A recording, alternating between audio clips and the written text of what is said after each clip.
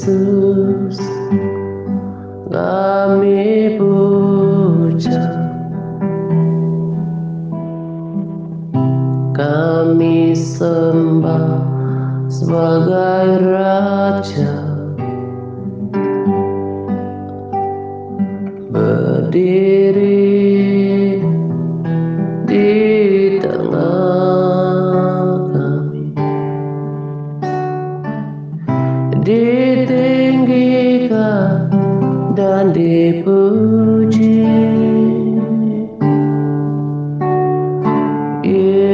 Yesus,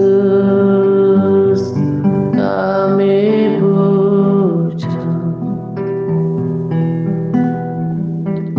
kami sembah sebagai Raja, berdiri di tengah kami, ditinggikan dan dipuji. Sembah dan puji beri tatamu, sembah dan puji beri tatamu, sembah dan puji beri tatamu. Yesus Tuhan adalah Raja.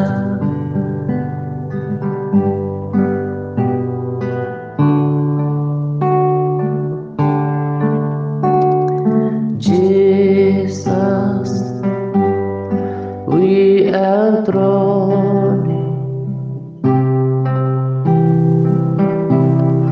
we proclaim you are King,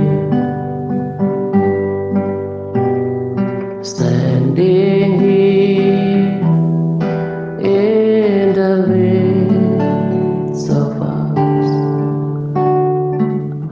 We raise you up with our praise. Jesus, we enthrone, we proclaim you are King, standing here in the midst of us. We raise you up with our praise, and as we worship in the throne, and as we worship in the throne, and as we worship in the throne, come Lord Jesus and take your place. And as we worship in the throne, and as we worship in the throne, and as we worship in the throne, come Lord Jesus and take your place. Kau bertata di tengah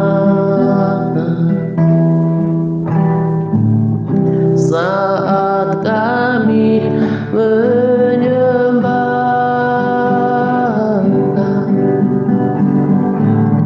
saat kami menyembah,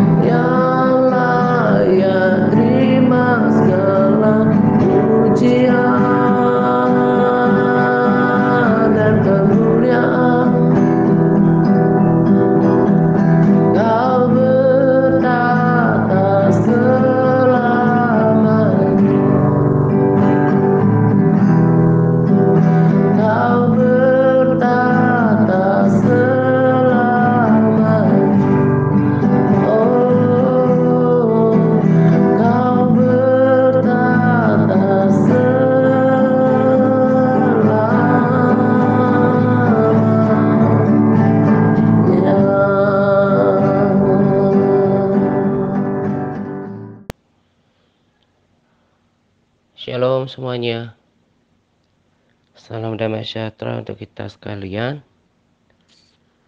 Pada kesempatan ini saya akan berbagi sharing dengan dua pesan utama gitu ya. Yang pertama sama seperti judul sharing ini adalah jangan takut gitu ya. Saya dapatkan dua pesan utama sharing kali ini dari pembacaan firman Tuhan dari kitab yang sama dan pasal yang berdekatan gitu ya. Saya sangat bersyukur bisa menikmati firman Tuhan gitu. Jadi kenapa saya katakan seperti itu? Karena firman Tuhan itu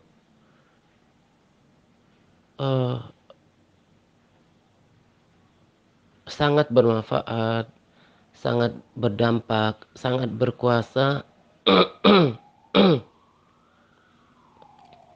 untuk menuntun kita kepada Tuhan. Lalu membawa kita pada pengenalan akan Tuhan. Menguatkan dan meneguhkan hati kita. Memberikan penghiburan kepada kita. Akhirnya hati kita menjadi tenang gitu. Jadi kenapa saya katakan seperti itu juga karena sangat memprihatinkan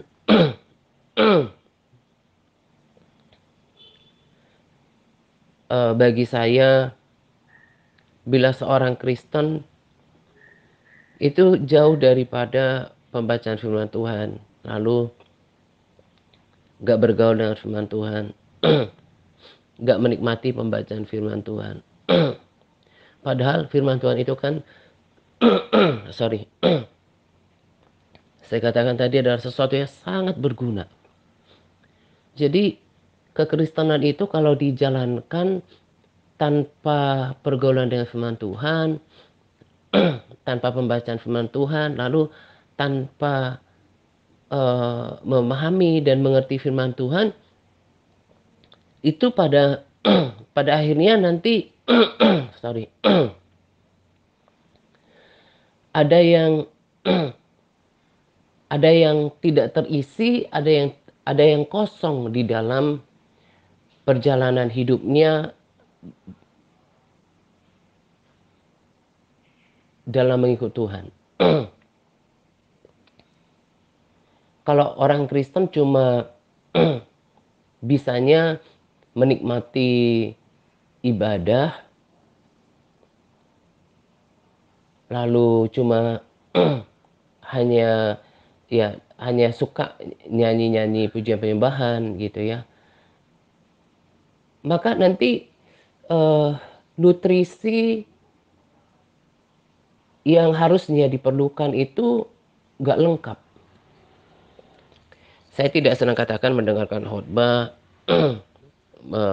memuji, menyembah Tuhan, suka lagu-lagu rohani itu sesuatu yang sia-sia. Enggak, tapi itu seperti makanan. Kalau zaman dulu sangat kita kenal dengan makanan 4 sehat 5 sempurna gitu ya. Sekalipun kalau untuk sekarang itu rasanya sudah gak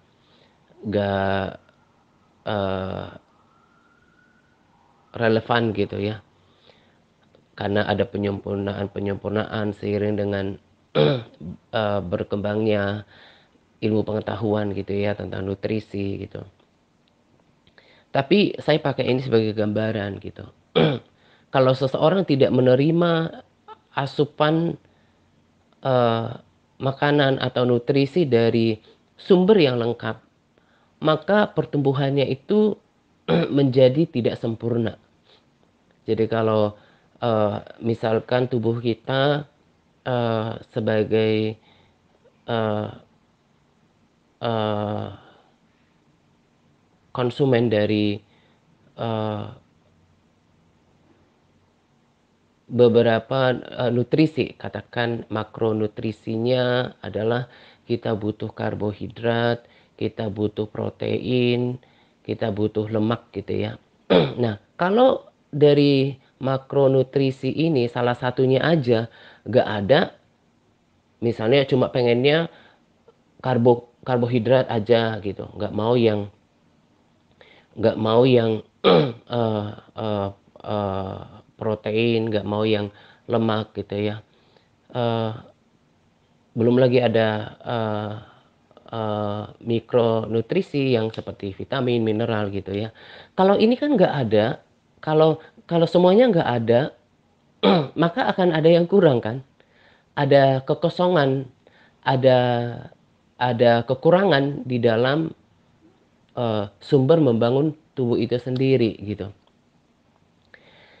Demikian juga dengan tubuh rohani kita, supaya, tubuh rohani kita bertumbuh dengan baik, mendapatkan nutrisi yang lengkap untuk sebuah pertumbuhan. Pertumbuhan untuk apa? Pertumbuhan kerohanian, pertumbuhan untuk mengenal Tuhan, pertumbuhan untuk memiliki kedewasaan rohani, dan bekal kekekalan itu kan harus ada firman Tuhan. Nggak cuma ibadah, nggak cuma pujian penyembahan, nggak cuma berdoa, tapi firman Tuhan justru yang menurut saya itu termasuk dalam makronutrisi. Jadi kalau kalau makronutrisi untuk tubuh adalah karbohidrat, protein, dan juga lemak, yang saya pahami salah satu dari makronutrisi untuk manusia rohani adalah firman Tuhan, justru gitu. Nah, jadi di awal ini saya terus, mengungkapkan keprihatinan saya. Saya sangat,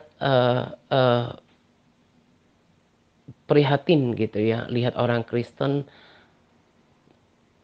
bahkan terlebih kita, kalau udah diajar baca firman, dididik baca firman, tapi baca firman sekedar rutinitas, bukan yang disayang-sayang gitu, itu bagi saya itu sangat memprihatinkan gitu. Dalam pemahaman saya itulah yang paling susah dalam menuntun orang. Kalau soal kalau saya ingat ya, pelayanan yang yang dulu pas, pertama kali saya, mengalami lahir baru, di 20 tahun yang lalu gitu ya. Kalau cuma ajak orang beribadah, kemudian, eee eee, dibaptis air, mengalami kepenuhan Roh Kudus, itu, eee, bukan hal yang susah dilakukan gitu. Sekalipun memang orang untuk dibaptis, memberi diri dibaptis itu, eee, juga tidak, eee, gampang-gampang amat gitu loh. Tapi maksudnya adalah kalau hanya sekedar lakukan itu mah, eee, nggak perlu perjuangan, nggak terlalu perlu proses. Tapi bagaimana si tubuh rohani itu tadi, oleh proses, oleh waktu, kemudian, eee, berubah, bertumbuh dulu, bertumbuh kerohaniannya, lalu karena udah kerohaniannya, cocok, sudah siap untuk berubah, maka dia berubah, lalu selanjutnya berbuah gitu ya. Itu proses yang panjang.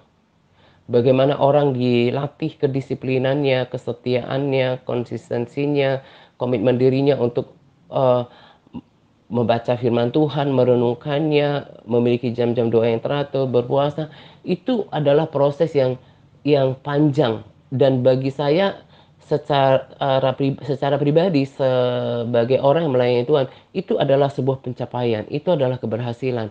Lalu di sisi lain, untuk seorang Kristen itu adalah kesuksesan rohani gitu ya. Kalau cuma bisanya ibadah sorry, sekali seminggu, kalau sekarang ada yang onsite atau yang live streaming, lalu cuma berKTP Kristen, sukanya cuma, lihat-lihat video konten rohani, itu biasa aja gitu loh. Nah, tapi supaya seseorang berubah kekristenannya, dia harus, ada sesuatu yang berubah. Misalnya, ya tadi, saya berikan saja salah satu contohnya adalah dia sudah tertarik dengan firman Tuhan. Dia udah menyukai firman Tuhan. Dia sudah menikmati firman Tuhan dan menikmatinya sebagai salah satu sajian makanan rohani bagi dirinya, sebagai salah satu makronutrisi untuk membangun kerohaniannya gitu. Nah, jadi melalui pengantar sharing ini saya tetap sadarkan, tegur setiap orang yang mendengarkan uh, uh, perkataan saya ini, baik saudara yang ada di TRC Group gitu yang belum punya ketertarikan untuk baca firman Tuhan, menangislah untuk dirimu gitu ya. Berdukalah untuk kekristenanmu yang udah puluhan tahun, udah dari orok bahkan jadi Kristen tapi gak pernah memiliki ketertarikan dengan firman Tuhan. Padahal sumber daripada kayak tadi saya bilang penghiburan, kekuatan batin, uh, mengantarkan saya kepada pengenalan akan Tuhan itu kan firman Tuhan gitu. Dan untuk saudara yang di Bing Internet, kejar sampai bisa menikmati firman Tuhan itu seperti saya gitu ya, bahkan lebih daripada saya, betul-betul menginginkan firman itu. Nah, ketika kita menginginkan firman itu, menikmatinya, menjadikannya bagian dari hidup kita, maka dia menjadi sesuatu yang nikmat dan memberi manfaat gitu. Nikmat dan memberikan manfaat. Saya pun bukan seorang yang tinggi ilmu teologianya.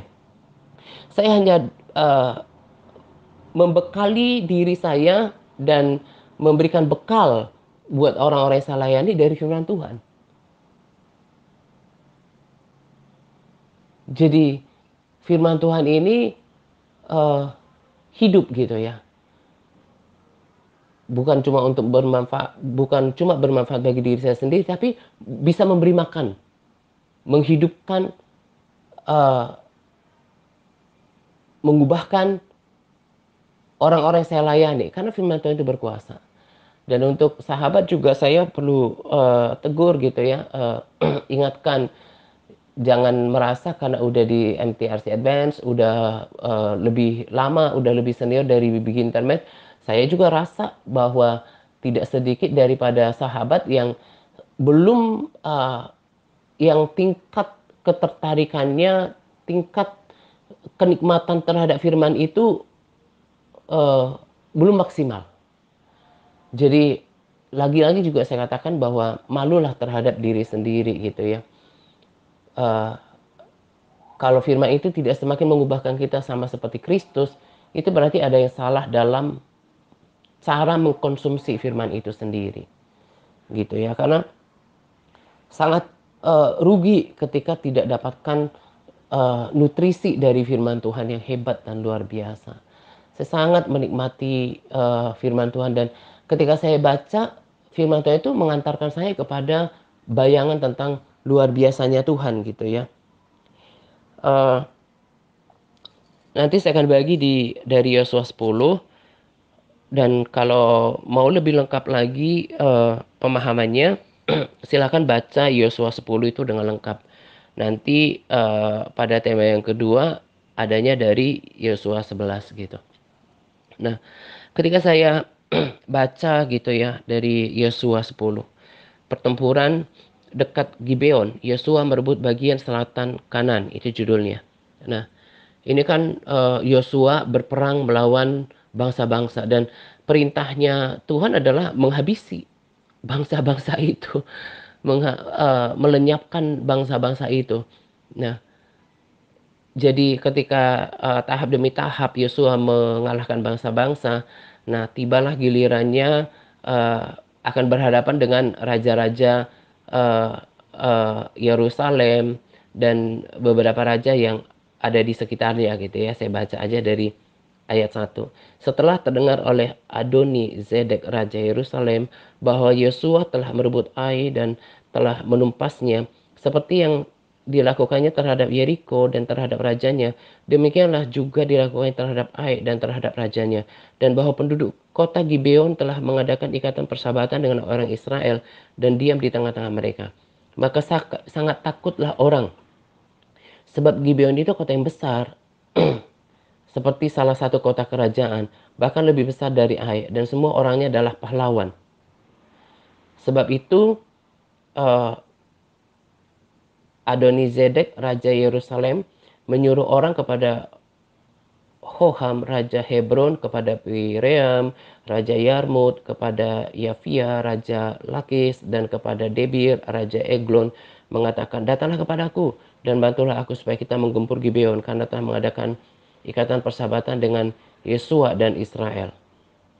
Nah, lalu kelima raja orang Amori itu berkumpul dan bergerak maju.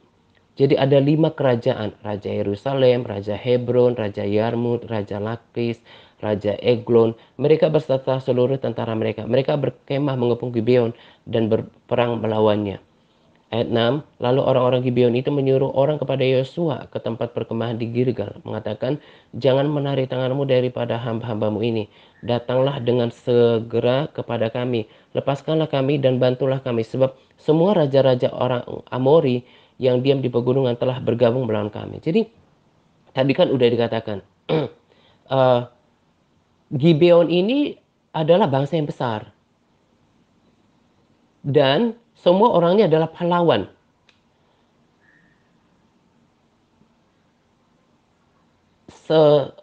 Sebuah kerajaan yang cukup besar dan punya potensi kekuatan yang besar gitu ya untuk berperang. Tapi karena yang dilawan adalah 5 kerajaan, dia pun takut. Lalu orang-orang Gibeon kan tadi datang meminta pertolongan kepada Yosua. Ayat 7, lalu Yosua bergerak dari Gilgal, dia dan seluruh tentara yang bersama-sama dengan dia, semua pahlawan yang gagah perkasa. Berfirmanlah Tuhan kepada Yosua, janganlah takut kepada mereka, sebab aku menyerahkan mereka kepadamu. Tidak seorang pun dari mereka yang akan dapat bertahan menghadapi engkau. Ayat 9, lalu Yosua menyerang mereka dengan tiba-tiba setelah semalam-malaman bergerak maju dari Gilgal. Dan Tuhan mengacaukan mereka di depan orang Israel, sehingga Yosua menimbulkan kekalahan yang besar di antara mereka dekat Gibeon, mengejar mereka ke arah pendakian Bet Horon dan memukul mereka mundur sampai dekat Azeka dan Makeda. Sedang mereka melarikan diri di depan orang Israel dan baru di lereng Bet Horon, maka Tuhan melempari mereka dengan batu-batu besar dari langit. Cobalah bayangkan gitu ya, ketika masuk pada kisah ini, bagaimana Tuhan itu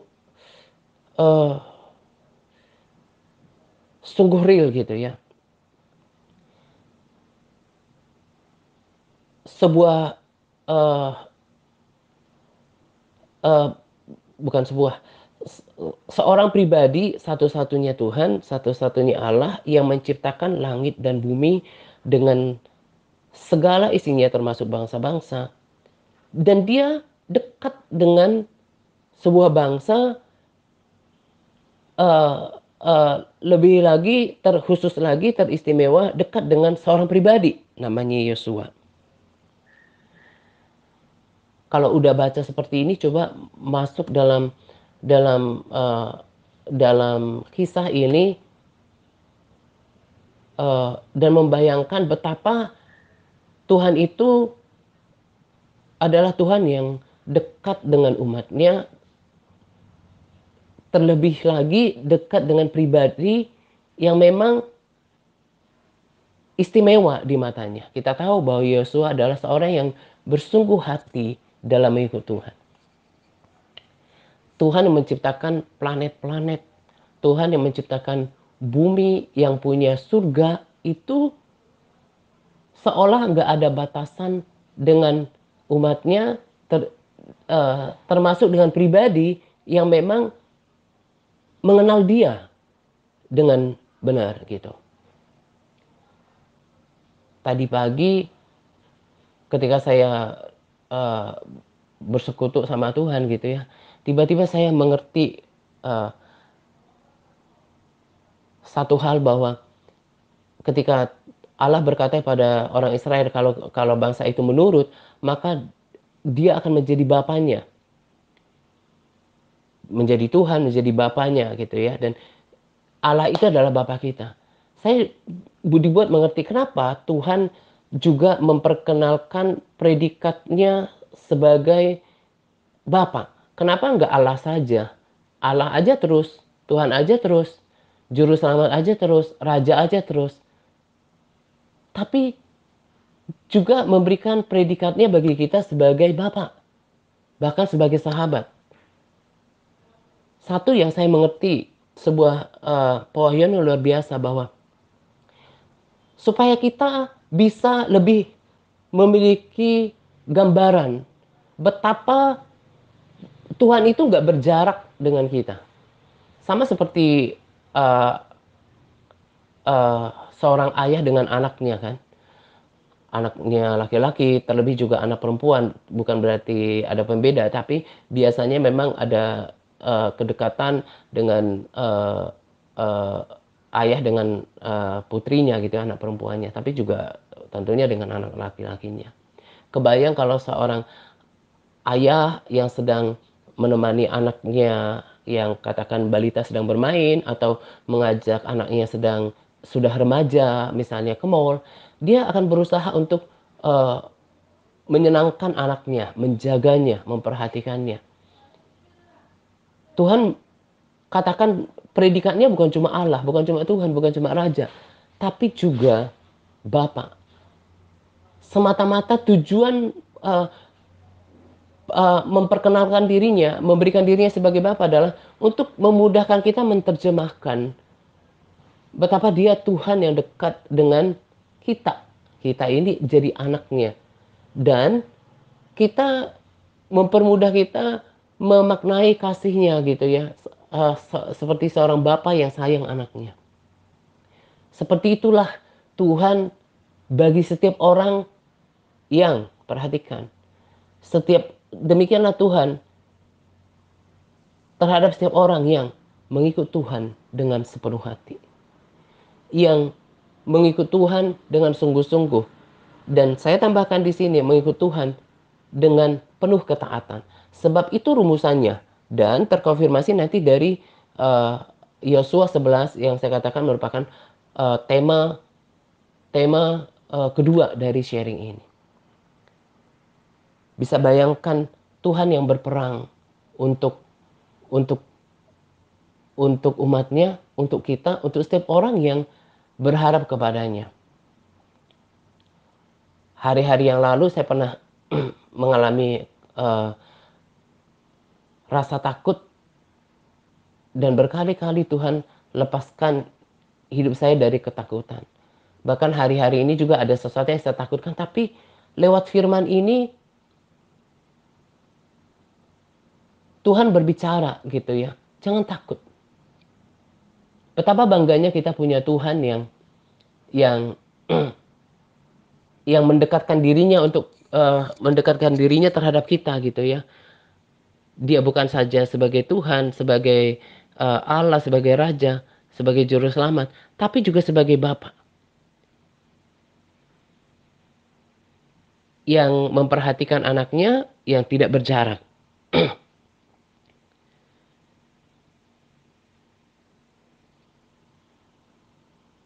Di dalam uh, Yosua 11 juga dikatakan bahwa uh, Yosua menang itu karena Tuhan yang berperang buat mereka. Tadi juga kan ketika saya baca bagaimana 5 kerajaan berkumpul ingin mengepung Gibeon karena Gibeon bergabung dengan Israel. Gibeon saja tadi dikatakan dituliskan di sana sebuah bangsa yang besar dan juga tentaranya banyak gitu. Takut dengan 5 kerajaan. Dan saya mau katakan bahwa terlebih Israel juga bakalan bisa dikalahkan. Kenapa saya katakan seperti itu? Eh, karena Tuhanlah yang membuat mereka menang. Yosua 10 ayat 10 berkata, dan Tuhan mengacaukan mereka di depan orang Israel, sehingga Yosua menimbulkan kekalahan yang besar di antara mereka dekat Gibeon, mengejar mereka ke arah pendakian Bet Horon dan memukul mereka mundur sampai dekat Azeka dan Makeda. Jadi kalau Tuhan nggak kacaukan mereka, kan karena Tuhan turut campur. Justru Tuhan yang berperang buat mereka, sehingga mereka bisa dikalahkan. Kalau tanpa campur tangan Tuhan, Israel bisa dihabisi. Ayat 11 juga menegaskannya. Sedang mereka melarikan diri di depan orang Israel dan baru di lereng Bet Horon, maka Tuhan melempari mereka dengan batu-batu besar dari langit sampai ke Azeka sehingga mereka mati. Yang mati kena hujan batu itu lebih banyak daripada yang dibunuh oleh orang Israel dengan pedang. Itu artinya semua punya makna. Artinya apa? Luar biasa ya. Saya bahkan ketika membaca ini baru kemudian ditambahkan Roh Kudus pengertiannya. Jadi sehingga mereka mati dan yang mati kena hujan batu itu lebih banyak daripada yang dibunuh orang Israel. Itu artinya apa? Tuhan mengambil peranan utama dalam kemenangan. Karena Tuhan melempari batu-batu besar dari langit lah, maka banyak yang terbunuh daripada bagian daripada 5 kerajaan itu. Betapa terharunya punya Tuhan yang seperti itu. Ada banyak orang, ada banyak bangsa yang gak kenal Tuhan seperti ini. Betapa merendahnya Tuhan itu mau turut campur untuk melempari batu-batu dari langit untuk mengalahkan musuh daripada Yosua, musuh orang Israel. Kalau udah ada makanan, ini saya katakan makanan dari satu makronutrisi yang lezat ya, ya mungkin kategori lemak ya, karena lemak itu kan enak. Saya sangat menikmatinya. Mendekatkan saya kepada Tuhan, membuat saya bangga, semakin haru, semakin saya aman dalam mengikut Tuhan, dalam lindungan Tuhan, dalam pemeliharaan Tuhan. Sebab itu yang terjadi bagi kita juga sekarang gitu ya. Kalau dulu mereka berperang atas bangsa-bangsa, juga dalam kehidupan kita, Tuhanlah yang berperang di dalam seluruh area kehidupan kita. Berperang melawan ketakutan kita, kekhawatiran kita. Berperang terhadap peperangan diri kita apa? Sebutkan saja masing-masing. Tuhan yang berperang. Kalau kita punya ketakutan, kekhawatiran, pergumulan, kalau melewatinya, menghadapinya bersama dengan Tuhan, maka kemenangan yang dari Tuhan itu pasti didapatkan. Nah, tetapi kan faktanya orang Kristen banyak menjadi kategori orang Kristen yang lemah dan kalah. Kenapa? Kembali lagi ke yang tadi. Karena orang Kristen tidak mengenal siapa Allahnya. Yosua mengenal dengan baik siapa Tuhannya. Dia mendengar suara Tuhannya, dia mengerti siapa Tuhannya, satu-satunya Tuhan.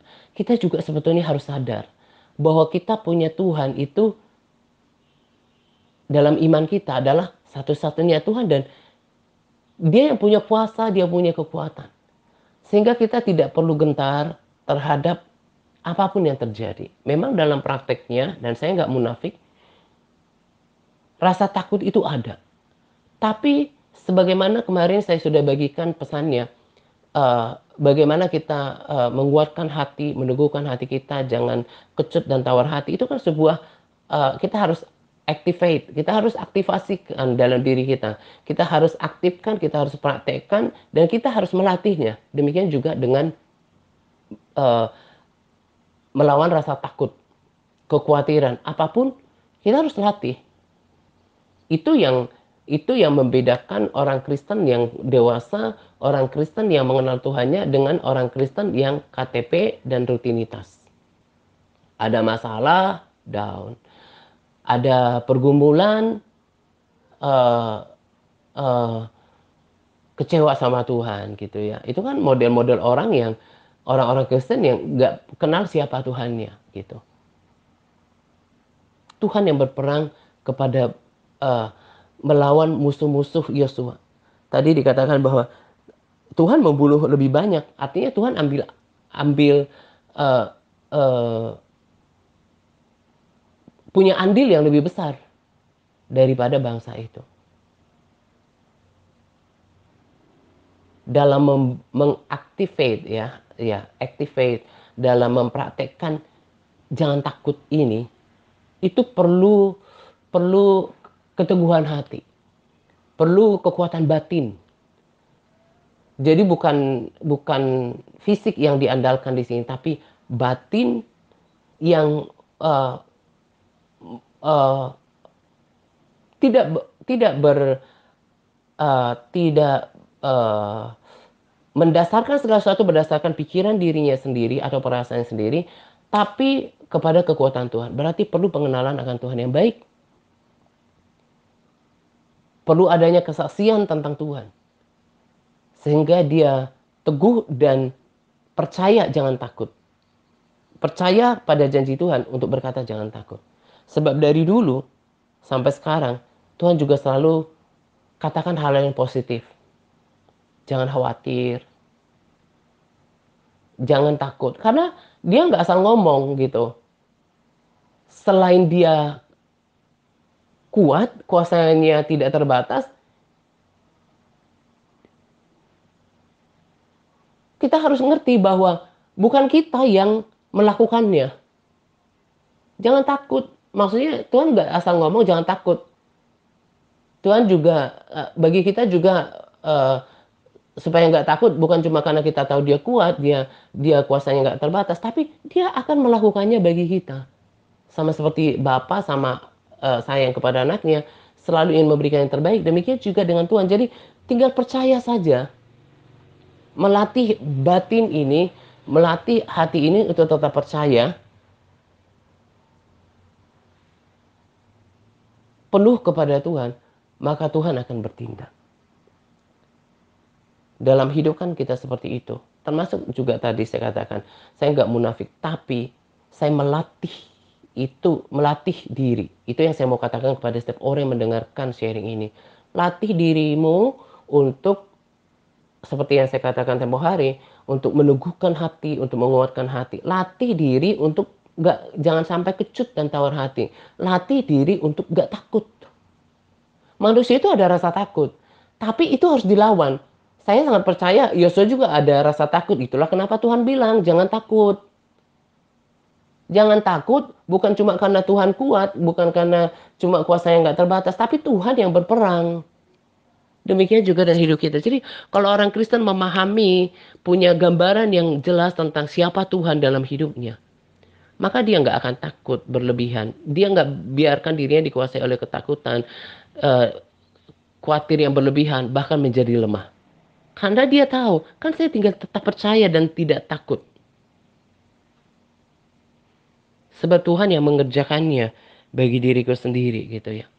Hebat sekali Tuhan yang mengacaukan musuh mereka. Tuhan yang melempari dengan batu-batu dari langit. Itu betul-betul sebuah mujizat yang hebat dialami oleh Yosua dan bangsa Israel.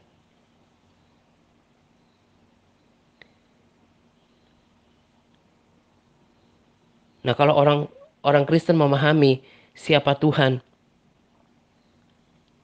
yang seperti ini, jadi nggak ada yang namanya kecewa, nggak ada yang namanya menjadi lemah.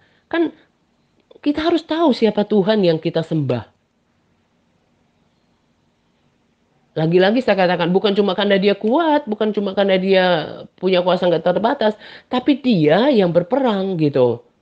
Kalau udah ngerti seperti ini, maka kita tinggal terus melatih diri kita untuk tetap percaya dan nggak takut. Ayat 40, demikianlah Yosua mengalahkan seluruh negeri itu, pegunungan tanah Negeb, daerah bukit dan lereng gunung, beserta semua raja mereka.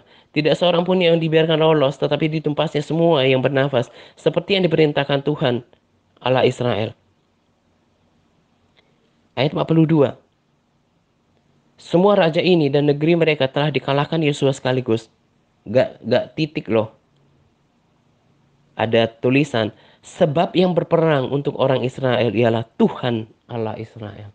Jadi jelas Israel menang, Yosua menang karena Tuhan. Demikian juga dengan kita.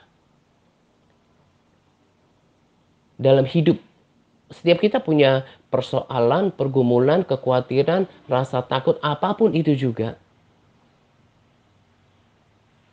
Kita akan lebih daripada seorang pemenang ketika kita berjalan bersama dengan Tuhan, mengandalkan Tuhan, percaya penuh, dan menjaga hati kita supaya nggak kecut dan tawar hati. Untuk ini bisa terjadi awalnya dari mana sih? Perlu pengenalan Tuhan yang baik. Salah satunya akan diantarkan oleh firman Tuhan. Betapa dahsyat kalau kita udah menikmati firman Tuhan dan mengenal siapa Tuhan. Rasa takut bisa tetap mengikuti kita, berusaha untuk melemahkan kita. Tapi kan Tuhan akan menghargai ketika kita decide, kita katakan bahwa saya akan tetap percaya. Rasa takut ada, tapi tetap katakan saya mau tetap percaya. Itu yang menggetarkan hati Tuhan untuk bertindak. Orang Kristen yang nggak kenal Tuhan, nggak punya punya pengetahuan dari firman Tuhan yang seperti ini, susah untuk membangkitkan imannya kepada Tuhan, susah untuk mengatakan kepada dirinya jangan takut, sebab dia tidak ada dasar yang kuat untuk menopang kekuatan batinnya kepada Tuhan. Jadi ini sebuah formula yang lengkap ya. Harus mengenal Tuhan dengan baik, harus mengenal Tuhan lewat membaca firman-Nya, dan dari situ timbul iman, timbul kekuatan, dan akan melihat perkara yang besar bersama dengan Tuhan. Jangan takut. Kita harus melatih diri kita supaya nggak takut, sebab Tuhan yang berperang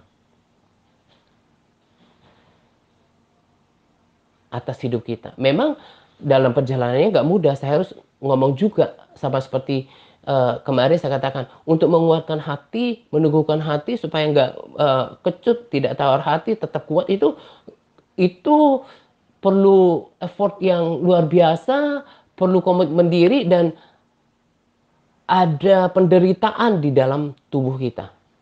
Maksudnya bukan tubuh fisik ya, tapi daging kita. Daging kita kan suka maunya yang instan.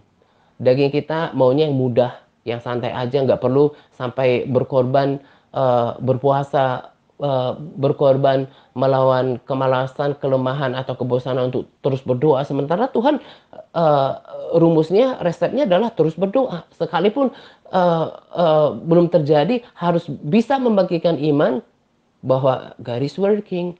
Tuhan sedang bekerja, sedang lakukan sesuatu. Dan nanti pada akhirnya ketika terima kesaksian, Tuhan sudah selesaikan satu-satu, saya selalu katakan bahwa Engkau memang penjawab doa. Dalam Mazmur saya juga sering dan terlalu sering saya katakan, Engkau penjawab doa. Saya gelari Dia adalah penjawab doa. God is working. Tuhan itu turut bekerja. Ini coba introspeksi pada diri sendiri. Ini menjadi cerminan seberapa dalam pengenalan kita akan Tuhan, seberapa dalam persekutuan kita dengan Tuhan, seberapa dalam kita mengenal Tuhan dan juga kesaksian kita. Bukan pelayanan ukurannya, bukan apalagi umur. Tua nggak jaminan punya dewasa rohani, punya pengenalan Tuhan yang baik. Melayani sudah lama itu nggak jadi jaminan. Tapi pengalaman pribadi sama Tuhan. Dan saya sangat bersyukur untuk firman Tuhan, terlebih pada pribadi Tuhannya. Dia Tuhan yang gak jauh, Dia Tuhan yang berperang untukku. kita tinggal lakukan faith confession bahwa kau sedang bekerja, kau penjawab doa. Bahkan dalam situasi kadang-kadang Tuhan seperti mengulur waktu, tapi Tuhan nggak pernah lebih awal, tidak pernah terlambat. Dan ada kalanya ketika kita berdoa, kita bahkan tak jarang tak merasakan hadirat Tuhan atau campur tangan Tuhan, tapi harus menguatkan hati bahwa Tuhan adalah yang setia. Tuhan penjawab doa, bahkan melakukan jauh lebih besar daripada yang kita doakan dan pikirkan. Itulah Tuhan yang kita sembah. Itulah yang Tuhan kita ikuti. Jadi jangan biarkan menjadi merugi bahkan orang Kristen kelas nomor sekian yang hanya dengar Tuhan dari kesaksian orang lain. Tapi jadilah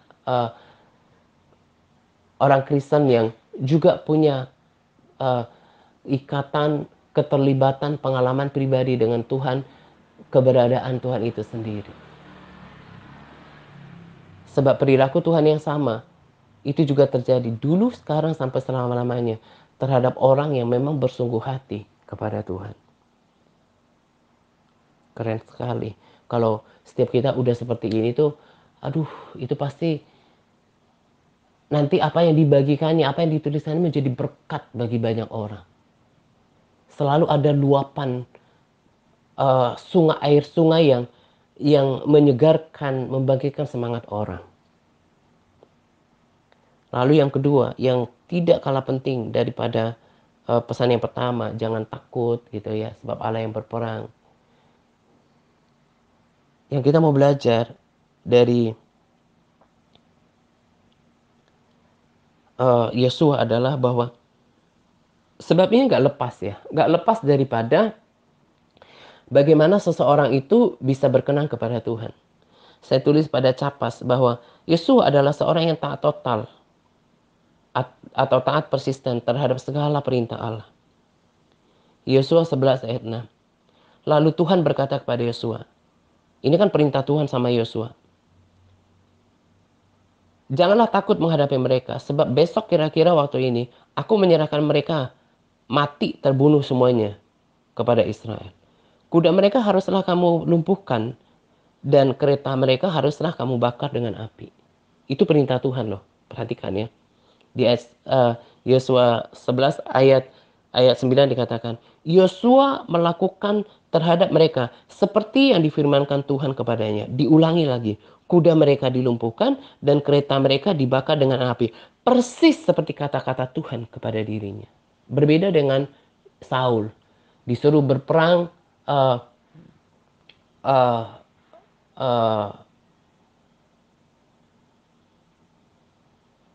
dengan perintah menghabisi semuanya, rakyat, rajanya, termasuk hewan-hewannya. Tapi dia nggak lakukan terhadap bangsa yang ditempatnya seperti itu. Dia menyelamatkan rajanya, Raja Agag. Dia juga menyelamatkan hewan-hewan yang terbaik dengan dalih untuk persembahkan pada Tuhan. Bagi Tuhan itu nggak apa ya?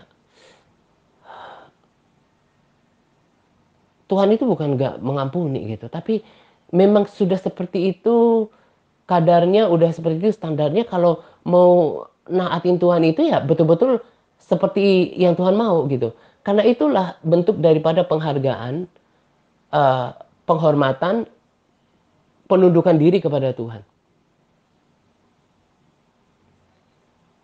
Lakukan seperti yang Tuhan mau. Karena saya sampai katakan di waktu yang lalu kan, ketidaktaatan sebagian pun itu sama dengan ketidaktaatan. Dan ketidaktaatan itu bagi Tuhan seperti pelecehan, penghinaan, penistaan terhadap Tuhan itu sendiri. Makanya selalu dalam pelayanan ini, selalu saya katakan, apa yang tertulis, lakukan saja. Gak akan pernah merugikan kok. Tapi kan memang hati manusia itu kan berbeda ya. Ada yang memang hati yang mau taat, ada yang enggak. Ada yang berperilaku kambing, ada yang berperilaku domba.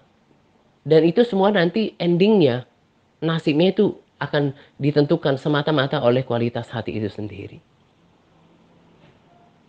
Sampai ditulis loh, apa yang diperintahkan Tuhan, kuda mereka harus kamu lumpuhkan dan mereka harus dan kereta mereka harus kamu bakar dengan api. Ditulis lagi di Yosua 11 ayat 9. Yosua melakukan seperti yang diperintahkan Tuhan. Apa yang diperintahkan Tuhan itu ditulis. Kuda mereka dilumpuhkan dan kereta mereka dibakar dengan api. Itu yang membuat Tuhan tertarik kepada Yosua. Menghargai Tuhan, menghormati Tuhan. Menjadikan dia betul-betul penguasa. Tuhan senang sekali. Sangat berkenan dengan orang yang taat dengan dirinya. Dan di Yosua 11 ayat 23 dikatakan, demikianlah Yosua merebut seluruh negeri itu sesuai dengan segala yang diperintahkan Tuhan kepada Musa. Demikianlah Yosua merebut. Lalu, dan Yosua pun memberikan negeri itu kepada orang Israel. Betapa Yosua kemudian memiliki peran utama. Sepanjang sejarah, dalam sejarah, dan itu tidak akan pernah lagi diubah, bahwa Yosua lah yang merebut negeri itu. Oleh perantaraan Yosua lah kemudian Tuhan Tuhan memakai Yosua untuk memberikan negeri itu kepada orang Israel, membagi-bagikannya.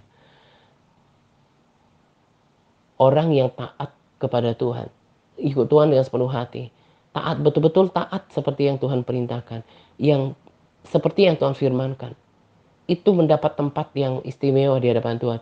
Dan Tuhan pengen angkat, pengen pakai orang ini menjadi betul-betul kayak perwakilan Tuhan gitu ya. Tuhan ingin demonstrasikan kekuatannya, kekuasaannya lewat orang seperti ini. Dan itu yang saya kejar dalam hidup saya. Jangan ikut Tuhan cuma asal-asalan. Kalau nanti masuk surga juga tidak akan menjadi orang istimewa, itu menurut pemahaman saya. Kalau ikut Tuhan, jadilah sepenuh hati. Menaati perintah Tuhan. Pada mulanya adalah firman itu bersama-sama dengan Allah, dan firman itu adalah Allah. Itu berarti menuruti firman, itu menuruti Allah. Saya sudah katakan dengan keras tadi, gak taat sama Tuhan, bahkan taat sebagian pun, itu merupakan penistaan sama Tuhan. Gak akan berkenan orang seperti ini. Kenapa kemudian Yosua menjadi tadi saya katakan menjadi perwakilan Tuhan bagi Israel, menjadi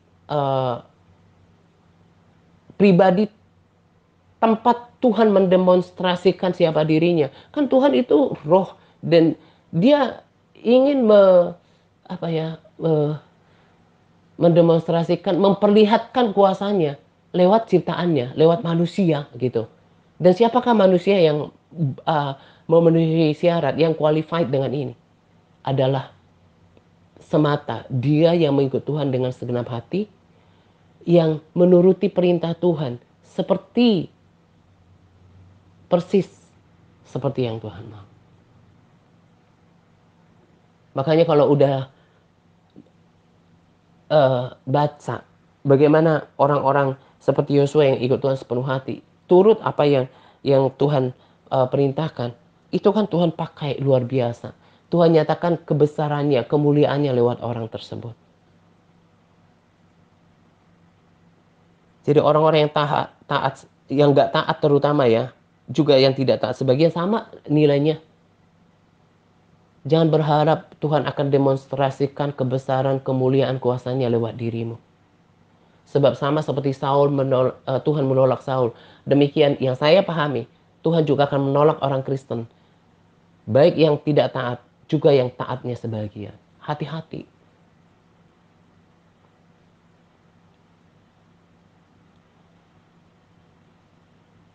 Makanya di dalam pelayanan ini, yang ditetapkan itu ketaatan. Ketaatan. Sebab berbahaya kalau cuma taatnya ibadah live streaming. Percaya Yesus toh.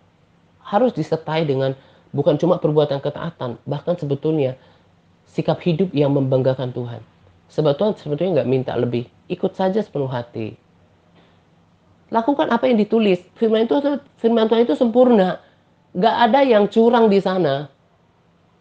Yang merasa kita curang, apalagi kalau sampai orang berpikir, ini nih pelayan Tuhan ini nih, atau hamba Tuhan ini nih menggunakan firman Tuhan untuk kepentingannya sendiri, untuk tujuan yang lain.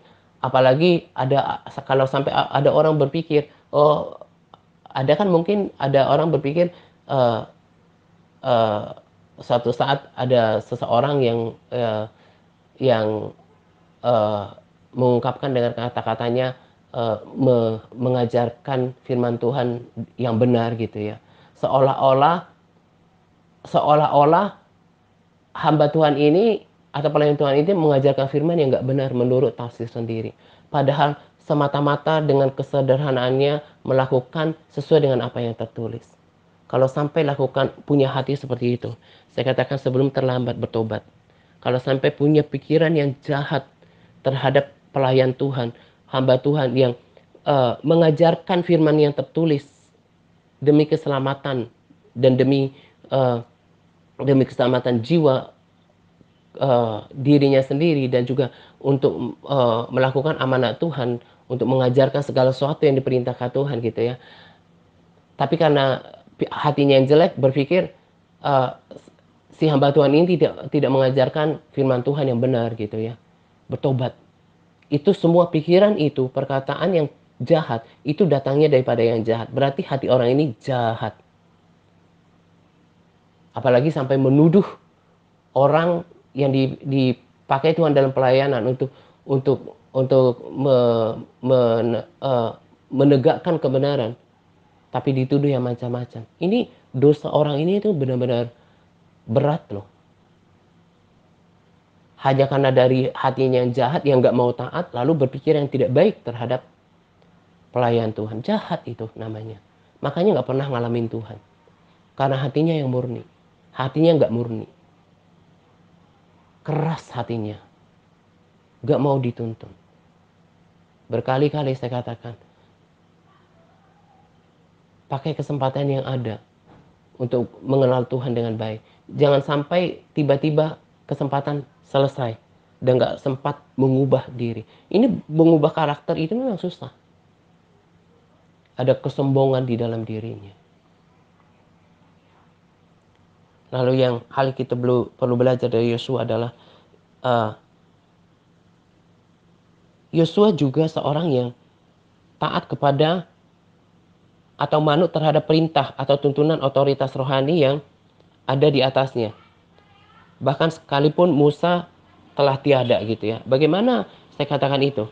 Karena di Ulangan 7 ayat 16 dikatakan, engkau harus melenyapkan, ini kan ulangan.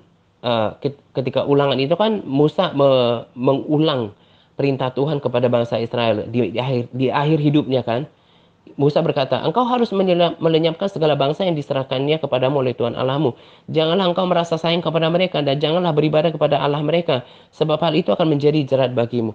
Ini memang setara dengan perintah Tuhan. Itu kan perintah Tuhan lewat Musa. Tapi ini kan perkataan yang dikutip, yang tertulis adalah perkataan Musa kepada bangsa itu. Terkhusus untuk Yosua sebagai pemimpin pengganti dirinya. Dia taat kalau diarahkan. Karena memang ketaatan terhadap pemimpin rohani itu adalah searah dengan ketaatan terhadap Tuhan. Maka betul apa yang saya katakan berulang-ulang di waktu yang lalu. Kalau orang sudah nggak taat sama pemimpin rohaninya, itu nggak taat sama Tuhan. Kan satu alur itu. Turutilah pemimpin-pemimpin yang ada di atas kita kan, pemimpin rohani, pemimpin pemerintah gitu ya. Makanya ada orang-orang di sosial media yang kita lihat begitu gampangnya, tidak takutnya untuk menuduh, melontarkan kata-kata yang tidak baik pada pemerintah. Jelas oknum-oknum ini adalah orang-orang yang nggak takut sama Tuhan. Tapi kita orang yang takut sama Tuhan, yang uh, yang yang mengenal kebenaran firman Tuhan, tidak benar menyerang pemerintah, mengkritisi pemerintah. Yang benar adalah berdoa kepada untuk pemerintah. Demikian juga orang-orang yang melawan pemimpin rohaninya. Termasuk orang-orang rohani yang suka dikritik, diserang gitu ya. Harusnya kan berdoa. Tapi yang dilakukannya dengan cara dunia. Ini menunjukkan bahwa orang ini bukanlah orang yang taat kepada Tuhan. Gak usah tanya perintah Tuhan ABCD. Dari sikapnya aja yang menyerang orang-orang rohani, terlebih pemimpin yang ada di atasnya. Itu sudah cukup. untuk melihat bahwa orang ini sebenarnya bukan orang yang taat kepada Tuhan. Saya sangat diberkati, saya sangat bersuka cita dengan firman Tuhan, dengan kebenaran sejati. Saya pada tahap seperti ini adalah sebuah pencapaian yang saya selalu syukur kepada Tuhan, dan itu by proses. Komitmen diri untuk terus menjaga hidup, menjaga ketaatan, kekudusan, mengejar perkenanan Tuhan, mengikuti Tuhan, bersyukur, melatih diri, persekutuan sama Tuhan, mengantarkan saya pada tangga ini. Sebuah kekristenan, kerohanian yang tidak pernah saya alami sebelumnya. Kerinduan saya itu ini gitu.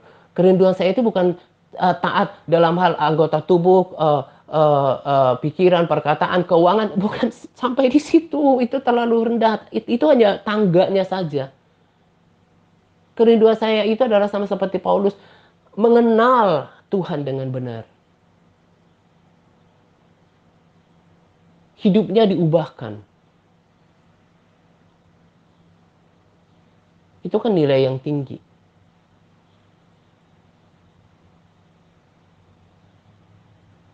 Saya sangat berharap lewat apa yang saya bagikan pada baik tema 1, tema 2, ataupun lewat mungkin cuma kata-kata yang tidak related dengan dua topik itu, yang tidak berhubungan, tapi setiap kata-kata yang saya ucapkan, kalau itu rohnya menyala-nyala, pasti ada berkat-berkat rohani, ada perkataan-perkataan yang powerful, yang ilahi, yang akan membakar, mengajar, menegur, mengingatkan kita. Dan bukan cuma pesan utama supaya nggak takut Allah yang berperang, bukan cuma teladan Yosua, tapi setiap rangkaian kata yang saya ucapkan oleh hikmat Roh Kudus, itu betul-betul membangun, mengingatkan, memotivasi, memberkati kita sekalian, mempersiapkan kita menjadi orang-orang yang istimewa, dan mengubahkan kita menjadi seperti Yosua, mengubahkan kita menjadi orang yang lebih berkenan kepada Tuhan. Kalau seseorang mencapai kerohanian seperti ini, wah, nikmat jadi orang Kristen. Kiranya apa yang saya bagikan pada kesempatan ini direnungkan, disimpan di dalam hati. Jangan sia-siakan waktu yang Tuhan berikan. Kalau masih bernapas, mendengarkan nasihat Tuhan, mendengarkan lewat firman-Nya, mendengarkan nasihat lewat pemimpin rohani. Itu adalah kesempatan, kemurahan Tuhan untuk kita mengubah segala sesuatunya, supaya siap menjadi orang yang bertemu dengan Tuhan dalam kekekalan. Gitu ya. Nah, ini saja yang saya mau sampaikan pada kesempatan ini. Kiranya diperhatikan, direnungkan. Bayar harga untuk percaya, bayar harga untuk meneguhkan hati, kuatkan hati, tidak kecut, tidak tawar hati. Bayar harga untuk ketaatan. Kejar kebenaran, ubah sikap dalam memahami firman Tuhan. Orang Kristen yang sudah pada tahap kerohanian seperti ini, nggak akan ada up and down-nya dalam mengikut Tuhan. Tetap prima dalam mengikut Tuhan, gitu ya. Selamat menjelang 2 pagi untuk kita sekalian. Semangat berpuasa kepada all MTRST yang bersemangat dan berpuasa. Semangat par Tuhan Yesus memberkati kita senantiasa. Amin. Sembah dan puji Tamu, amin.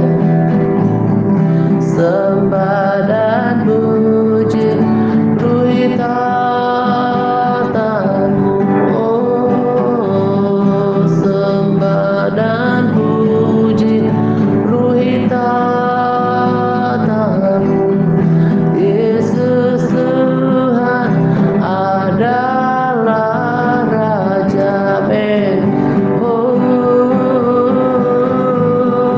sembah dan puji Tamu. Sembah dan puji Tamu.